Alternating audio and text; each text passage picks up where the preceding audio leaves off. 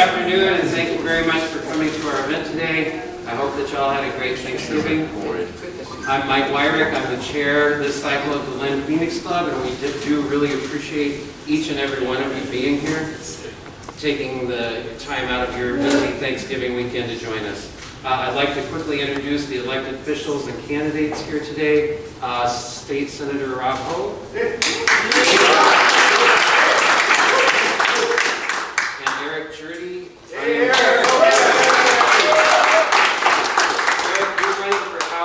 District 67. 67. And if I missed anybody else that's currently running or in office? All right. Most of you already know about the Phoenix Club, but just in case you don't, here's our story. We've been around for nearly 21 years, and we're technically a political action committee. Our only mission is to get more Democrats elected to office in Lynn County.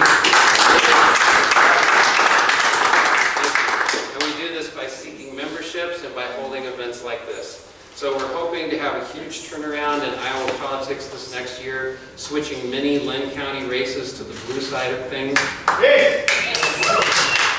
And also individually doing what we can to ensure the same thing happens at the state and federal level. It's an important year for this group because we desperately need to flip the Iowa House, the Iowa Senate, or both to Democratic control next year.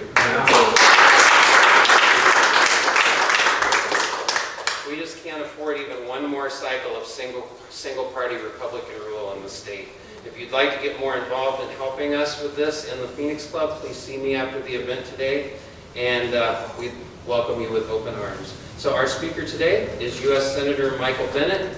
Michael Bennet has represented the state of Colorado in the Senate since 2009, but he's not spent a lifetime in politics. He's spent much of his life turning around failing businesses in the private sector and improving outcomes for kids as superintendent of the Denver Public Schools.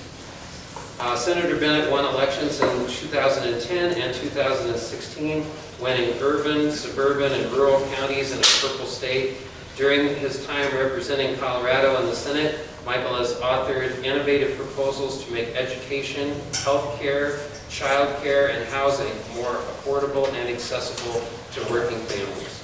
Before his appointment to the Senate, Michael served as superintendent of the Denver Public Schools, where he streamlined the budget, supported innovation in schools, and improved student outcomes. His wife, Susan, is a professor of law in Colorado, and his 3 daughters are in high school and college. We are glad to have Senator Bennet back in Iowa and right here in Lynn County. Let's give a warm Phoenix Club welcome to Senator Bennet.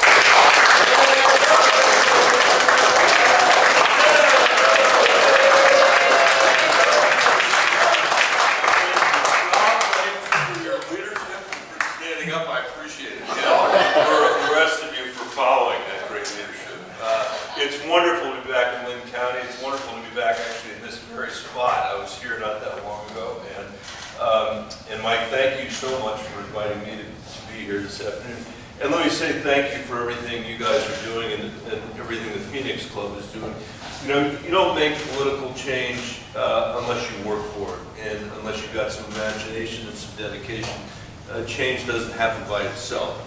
And seats don't flip by themselves, and you don't take over the legislature just by hoping for the best or crossing your fingers.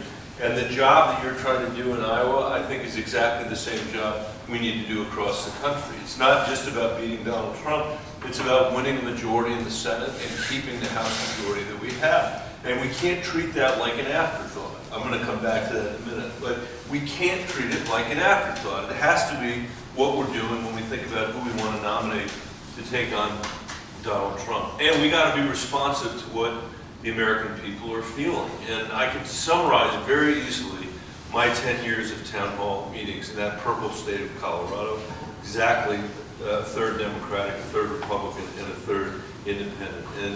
And by the way, what I'm about to say to you is a summary of the town halls I've also had in Iowa and in New Hampshire as well. And that is people coming and saying, Michael, we are working really hard, but we cannot afford some combination of housing, health care, higher education, and early childhood education. In other words, we cannot afford a middle class life. And we feel like our kids are going to live a less good life than maybe even our parents live. And we can't save anything for retirement. For the families that are not coming to my town halls, but whom I know well because I was superintendent, as Mike said, at the Denver Public Schools, a district of 95,000 kids, most of whom are kids living in poverty, most of whom are kids of color.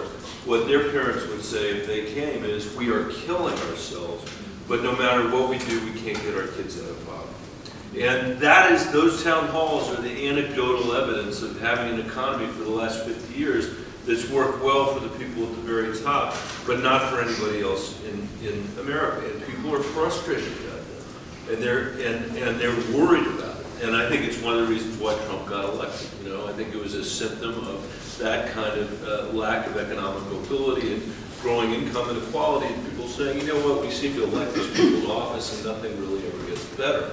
And my view is that we should be running on an agenda that's actually responsive to those things and to those concerns, and where Donald Trump can't disqualify us before we even get started because we're running on stuff that's not necessarily responsive. So that's why I put forward a series of plans ranging from what I would do if I were reversing the Trump tax bill, which would be to, in 1 year, reduce childhood poverty in this country with something called the American Family Act that dramatically increases the tax credit for kids in America.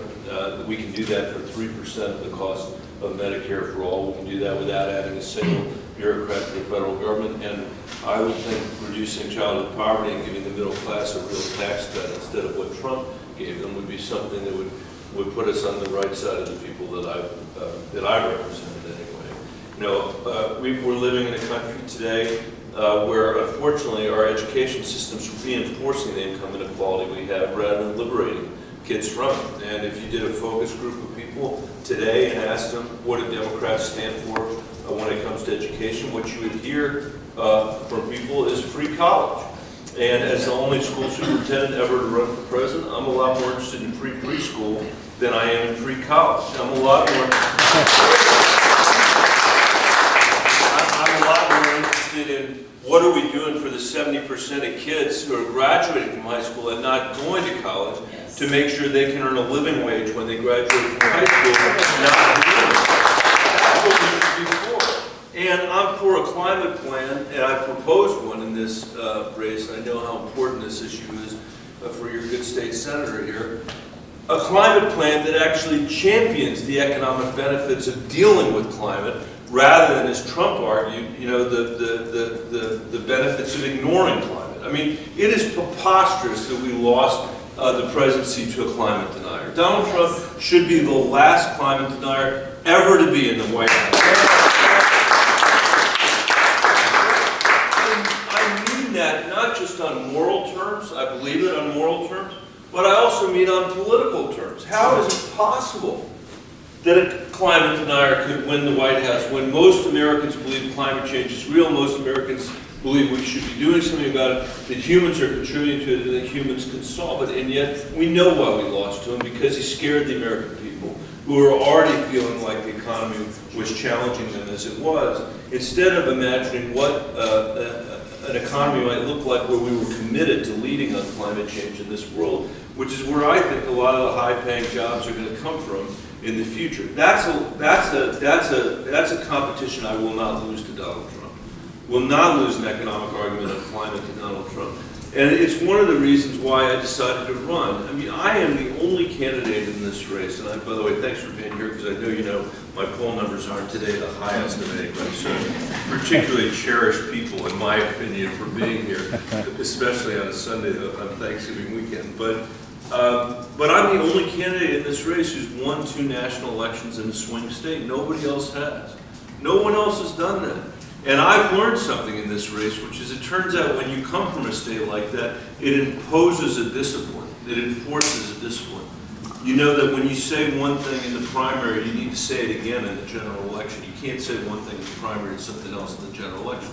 You can't say one thing in rural parts of America and another thing in urban parts of America. And I don't think we need to do that. I don't think we need to pander. I don't think we need to, you know, get blown up every day by what's going on Twitter or on social media. I think we can offer an agenda, I believe I have, that can unite the Democratic Party and at the same time win back some of the 9 million people who voted twice for Barack Obama and once for Donald Trump. I know it's hard to believe there are such people, but you are living in the poster child of a state of such people. You have more counties in Iowa than any other state in the country that voted twice for Barack Obama and once for Donald Trump. That's the great state of Iowa. And so I know you know what I'm talking about, and I don't think you're going to trick these folks into voting for us by promising them a bunch of free stuff. I just don't think that's what they're looking for.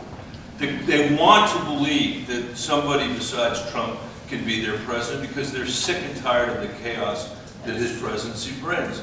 And I'm sick and tired. I mean, look, that's why I'm still in this race. You know, that's why I'm still running. People say, why are you still running? I can't imagine not running under these circumstances if I feel like I've got a contribution to make. And let me summarize it very quickly. The contribution I want to make is, let's not lose again to Donald Trump. Let's not lose again. We should never, ever have lost to him to begin with. And if we lose to him again, it's going to be shame on us. There's no one else that we can point our fingers at. And I strongly believe that we can win those voters back that I'm talking about without compromising our principles on a progressive agenda that we will be proud to enact. And let me just finally say that as a former school superintendent, our kids are running out of time. You know, they can't fix our broken immigration system. They can't fix their own schools. They can't make changes on climate without our doing it, or on guns, or whatever the issue happens to be. And they need us to do it. And I can tell you this, if we go down the path we've been on for the last 10 years, for the next 10 years, my generation will be the first generation of Americans to leave less opportunity, not more, to our kids and our grandkids. And I don't think there's anything that's not a necessary outcome. It doesn't have to happen. And if we pull ourselves together and we win this election, and we can win Senate seats in states like Colorado and Iowa and Arizona and Maine, in North Carolina, we can win a majority of the Senate. And Kentucky, we can send Mitch McConnell back. We can start to govern the country again, because getting rid of Donald Trump's not enough. We got to govern the country again. We have to learn how to do it again, and I believe we can. So that's why I'm here. That's why I'm in the race, and I'm very grateful for your time today. And with that, I'll stop. Yes, and I'm happy to take. You do not have to stand up, but suit yourself. Dave likes to stand up. All right. That's right for leg. So, thank you, Senator. Thank you for taking your time. We're out here on Sunday, but you are too, so I appreciate it. Thank you. You touched a minute ago on economics and affordability, and there's something that I really have wondered about, especially from the Washington point of view, why this never comes up. I often wonder why we don't take a simple change in terms of the Social Security cap, which is now $128,400. Right. And if I make $200,000, then along about October, along about August, I stop paying Social Security tax. If I make $500,000 a year, I stop paying way sooner than that. Why in the heck don't we just scrap the cap? Why is that never brought up? And the 2% tax, I applaud Senator Warren for at least coming up with an idea and slowly and so on. But why has scrapping the cap never been put in place? And take it a step further. What if we scrap the cap and we allow people to make under $40,000 to pay zero? Because they would suddenly have a 7% pay raise if we would stop charging people in that first bracket. Why has that never come up? So that's great, and you're a much better politician than I am, because I've been calling it lifting the cap for 10 years. And I've been instead scrapping the cap's a lot better. And I'm going to steal it because I don't really have any good material, so I'll take that. We should. It doesn't make any sense. It's regressive for us not to lift the cap, and we should, and we can make Social Security solvent as a result. And the idea I've had is to use some of the proceeds of that to pay out larger contributions to our poorest seniors. That's what I've suggested we do. But you could do what you suggested, which was you could give people who are, the working poor in this country a break from the payroll tax. The reason why they continue to pay payroll tax is that I think there's been a view historically that Social Security is something where you want everybody to pay in, so everybody feels like they got a piece of the action. And I can see the reason why we'd want it to look like that. But I do think, you know, the poorest seniors haven't seen a benefit increase in a very long time, and I think that's where we should focus our attention. So I agree with you. Sir. Senator, thanks for being with us. Steve Opel, I'm an elected member of the Board of Trustees at Berkeley Community College. And the single biggest issue facing business and industry in this state and I think across the country is the lack of a skilled workforce needed to fill the thousands of jobs that they're creating and can't find the skilled workers to fill them. The majority of the jobs in this country are, in fact, require skills and technical training to the foundation of our economy. We've got hundreds of thousands of Iowans with little or no post-secondary training or education that need access to those kinds of skilled training programs. You know, when we hear on the campaign trail, there's a lot of discussion about, you know, college affordability as an economic imperative. But, you know, polling shows that most Iowans support an investment, a comparable investment in skills and technical training, not just towards traditional college affordability. Would you support those kind of investments? Tell me your name again? Steve. Okay, Steve. See, this is what we should be running on, and I am running on this, and I would support such an investment. In fact, I've called for such an investment. I think it's $60 billion is what I've said, but it is, basically my view is this. We should not graduate anybody from high school. I don't mean this necessarily literally, but I believe this. We should not graduate anybody from high school who does not have the skill to earn a living wage. I discovered we shouldn't. And we shouldn't graduate anybody from high school who doesn't have a year of a community college degree under their belt when they're graduating from high school. And so what my plan does specifically is it says, look, we're going to take the community colleges in this country that want to participate in this.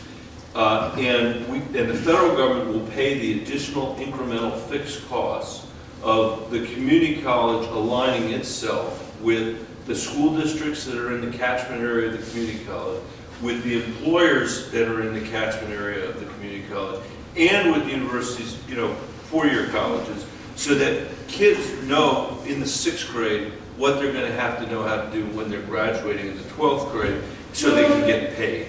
And I think that's a perfect way for the federal government to intersect, because I know, having worked at the local level, you don't have extra money to do this. The K-12 schools don't have extra money to do it. The colleges don't have money to do it. We can, the federal government can pay the fixed cost here of aligning that work based on plans at the local level. It's not stuff that I would impose, but the outcomes I would want is you got to earn a living wage when you leave. And in Denver public schools today, there are at least 1,000 kids, and it's probably more than that now, a few thousand kids, who are coming to school 3 days a week, and 2 days a week they're going to an employer.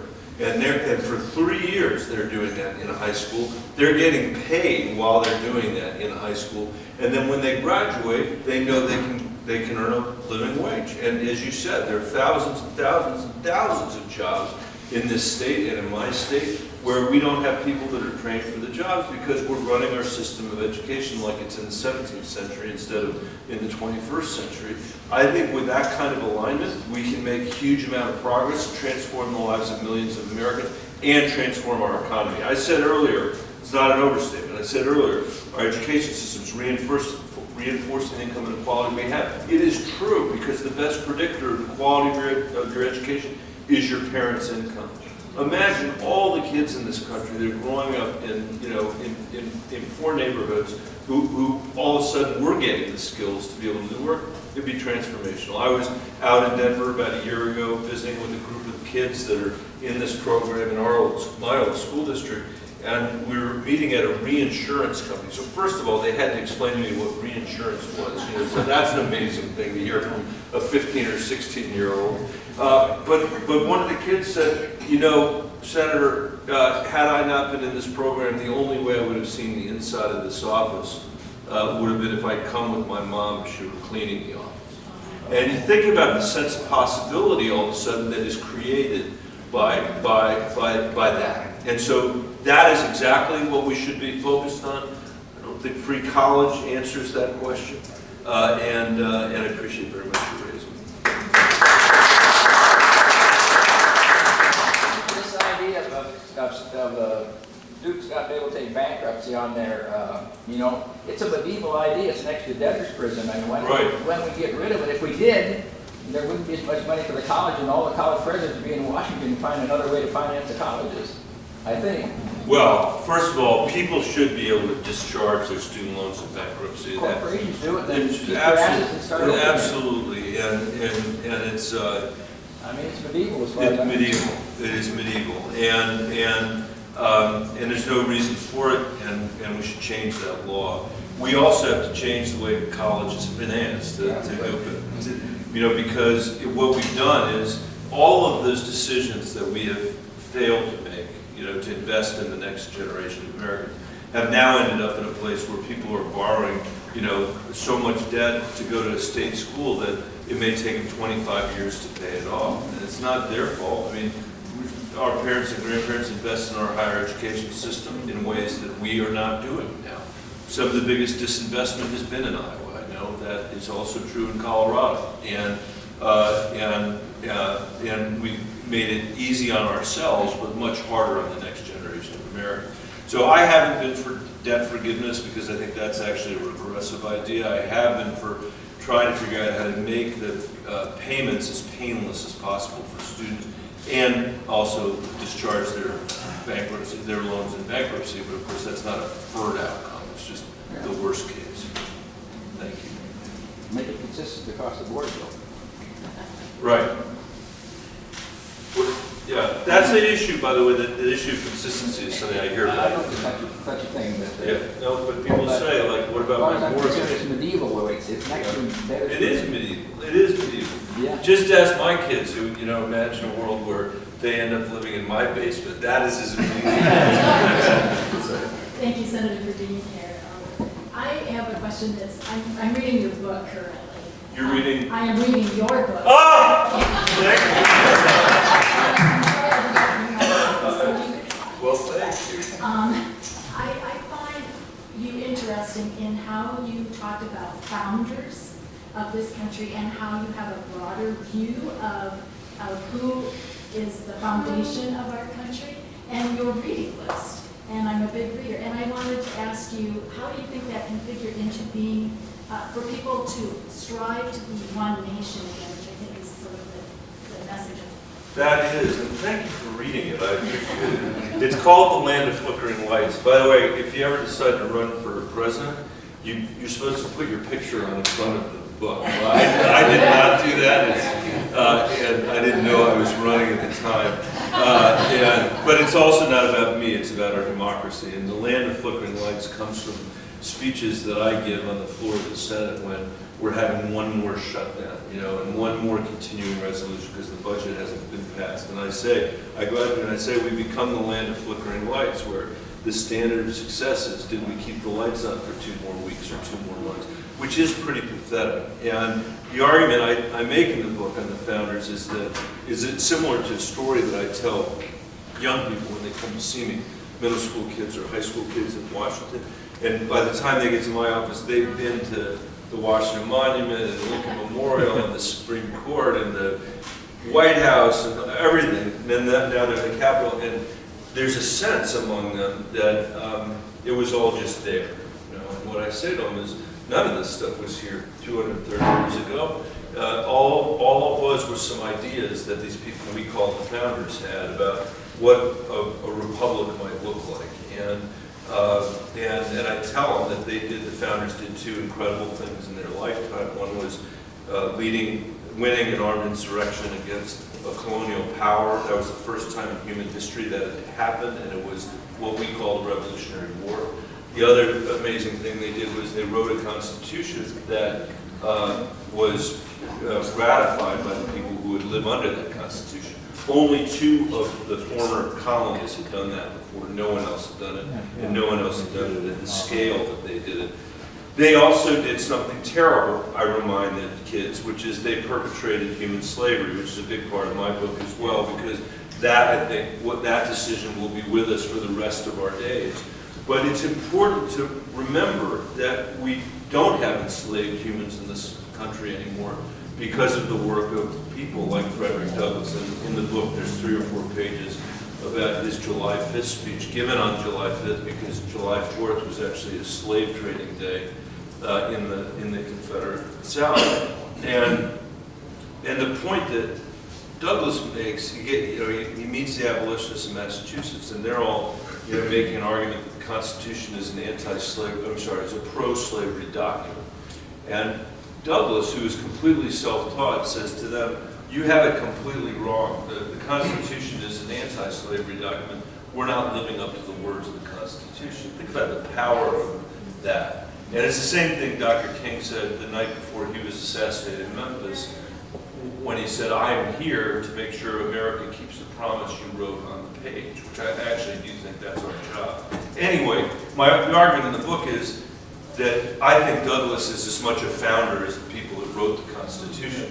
And I think the women that fought for my daughters to have the right to vote and won that right to vote are founders just like the people that wrote it.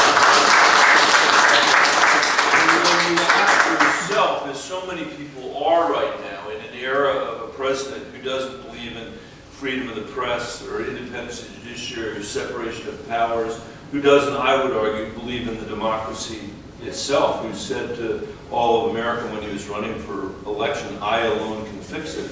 When you ask yourself, what is your role as a citizen in a republic, what's your responsibility, you need to think of yourself as a founder, I argue in the book. It's that elevated a sense of responsibility. And that means that we need to care about things like making sure that every single person in America that has the right to vote actually casts their vote, and that that vote is counted. And you have an obligation, it seems to me, to make sure that every single kid in America who's born poor has the chance to have that poverty alleviated so they can participate in the democracy and so they can strengthen the republic. I make the case in the book, actually, that we'd be a lot better off thinking of kids not as future presidents, as we happen, as we do these days, but as future founders of the country. And that if we thought of them that way, we might pay a lot more attention to the results that we're getting academically. So it is a way of trying to think about how to bind us together. Lincoln said over and over again, in much worse circumstances than the ones we're facing right now, we must never be enemies, we must be friends. And what he meant by that was, you can't attack the democracy. You've got it. When they set up this country, they did not set it up thinking we would agree with each other. That wasn't the point. The whole point was that we were going to disagree with each other. There wasn't a king or a tyrant to tell us what to think. And they really believed, those Enlightenment thinkers, they weren't perfect, but they were Enlightenment thinkers, they really believed that out of our disagreements, we would create more imaginative and more durable results or choices or policies than any king or tyrant could come up with on our own. That's the way the whole system is designed, and that's what we've completely lost in our national politics. And that's what we have to recapture, because otherwise the democracy is going to fail, and it's going to fail most spectacularly on the question of, can you address climate change? But I'll stop talking and let somebody else raise it. And by the way, now you don't have to buy the book, so you. Senator, thank you again for coming. What kind of programs and leadership can you provide for this ceaseless increase of violence and misuse of assault weapons in our country? Yeah, thank you. I mean, we had one of the very first school shootings in Colorado, Columbine High School. You remember that? Yes, I do. And that was almost 22 years ago. My oldest daughter is 20. My kids are 20, 19, and 15. And like all of America's kids now, they grew up in the shadow of school shootings where the federal government never did anything to deal with it. In Colorado, which is a western state, it is a Second Amendment state. After Columbine, we passed the very same background checks that Nancy Pelosi has just passed that Mitch McConnell will not allow come to the floor. So I think we should pass those. After the Aurora movie theater shooting in Colorado a few years ago, where a guy showed up in the bottom of the movie theater with a 100-round magazine, we said no, and we're going to limit the size of magazines. I had a guy in southwestern Iowa who said to me, I'm really worried about everybody talking about taking away our guns. I said, what do you think about limitations on magazines? He said, I can only use 3 shells to hunt waterfowl. I don't have a Second Amendment. write a 100-round magazine, and that's true. I think if we focused on those two things in the short term, what we could do is show that the NRA can be beaten, and then we can move on to do the rational stuff that we have to do as a country to keep our kids safe. And in the meantime, we've also got to make sure we're doing everything we can, school by school by school, so that kids feel like they're in an environment where if they see something that looks wrong, that they've got a means of getting somebody's attention on it. So that's what I would do.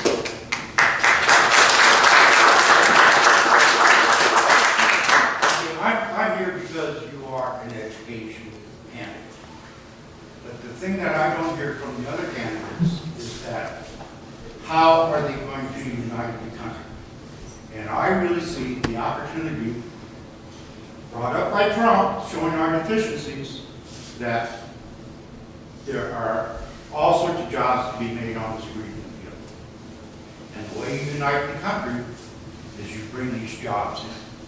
For example, there are 270 million cars registered on the road right now.